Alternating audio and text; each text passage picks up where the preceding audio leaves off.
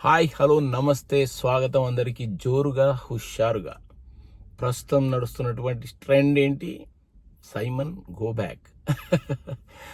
Simon go back కాదు, ఊరకనే అంటున్నా సరదాగా, Marwadi go back. Simon go back అనేది చాలా సంవత్సరాల క్రితం మనం బ్రిటిషర్స్ చేస్తున్నట్టు ఆ టైంలో వాడిన నినాదం ఇప్పుడు మార్వడి గో బ్యాక్ అని వచ్చింది. ఎక్కడి నుంచి వస్తున్నాయండి ఇలాంటివన్నీ? ఈ మధ్యకాలంలో మనం ప్రశాంతం కూర్చుని ఆలోచన చేసినట్లయితే కొన్ని రాష్ట్రాల్లో మెల్లగా భాష గురించి చిన్న చిన్న సమస్యలు ఎదురయ్యాయి. మా రాష్ట్రంలో మా భాషే మాట్లాడాలి, ఇతరత్ర భాష మాట్లాడకూడదు. అలా 4-5 జగాల్లో చిన్న చిన్న వర్గ వైషమ్యాలు లాంటివి తీసుకొచ్చే ప్రయత్నం. దాని తర్వాత ఇప్పుడు ఉన్నట్టుండి మార్వాడీల వల్ల మా వ్యాపారం దెబ్బతింటుంది, ఇక్కడి నుంచి వీళ్ళు వెళ్ళిపోవాలి అని కొంతమంది మొదలు పెడితే, దానికి కొంతమంది అగ్నిలో ఆజ్యం పోసినట్టు పార్టీ రంగు పులవడం.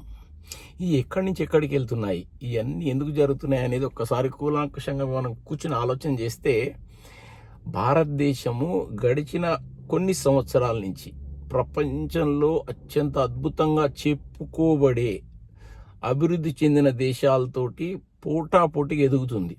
ఇది చూసి కొంతమంది తట్టుకోలేకపోతున్నారు. ఇది సాధారణంగా జరిగేదే. ఇది ఒక దేశం ఎదుగుతూ ఉంటే ఆ దేశాన్ని ఎలా కుంగదొక్కాలి, వాళ్ళ మధ్యలో వర్గ వైషమ్యాలు ఎలా తీసుకురావాలి, చిన్న డిస్టర్బెన్సెస్ ఎలా తీసుకురావాలి, దాన్ని ఎలా విడగొట్టాలి, జనాల్లో అనిశ్చితి ఎలా తీసుకురావాలి, ఇలాంటివి జరుగుతూ ఉంటాయి. ఎందుకంటే అప్పట్లో మన దగ్గరికి వచ్చి మన మీద 200 సంవత్సరాలు ఉక్కుపాదం మోపినటువంటి బ్రిటిషర్స్ ఎవరైతే ఉన్నారో వాళ్ళు చేసింది ఇదే: విభజించు పాలించు. ప్రపంచ దేశాల్లో అతిపెద్ద దేశాలు అయినటువంటి ప్రజాస్వామ్య దేశంలో భారతదేశం కూడా ఒకటి. మీ అందరికీ తెలిసిన విషయమే. మరి మనలో మనం ఇట్లా కొట్టుకోవడం ఏంటండి?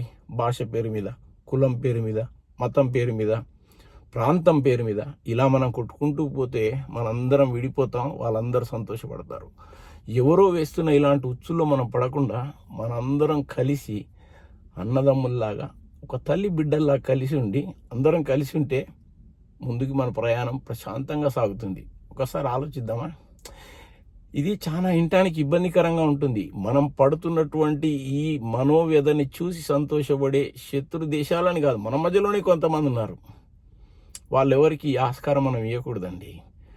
రాబోయే కాలంలో ప్రపంచ దేశాల్లో అత్యంత అద్భుతమైనటువంటి దేశం భారతదేశం, ఎదిగిన దేశం భారతదేశం, 10 మందికి ఆపన్నహస్తం అందించగలిగిన దేశం భారతదేశం అన్నట్టు మనం ముందుకెళ్ళాలి. కానీ ప్రతిరోజు మనలో మనమే ఇలా కొట్లాడుకుంటే ఎదుటి వాళ్ళకి చులకనైపోతాం. ఏమంటారు మరి? ఇంకోసారి ఇలాంటి అంశం గురించే సరదాగా మాట్లాడుకుందాము, జోరుగా హుషారుగా. అంతవరకు సెలవు. మీ రమేష్.